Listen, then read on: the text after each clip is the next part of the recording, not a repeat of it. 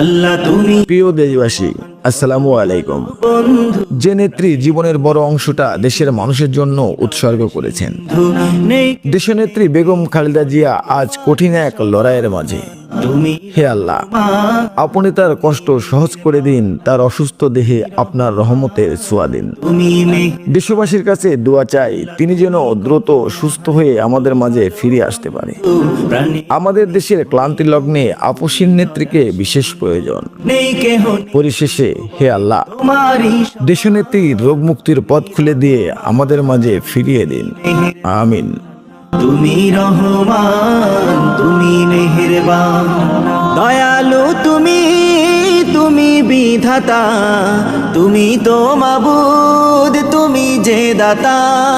দয়ালু তুমি, তুমি বিধাতা, তুমি তো মাবুদ, তুমি যে দাতা।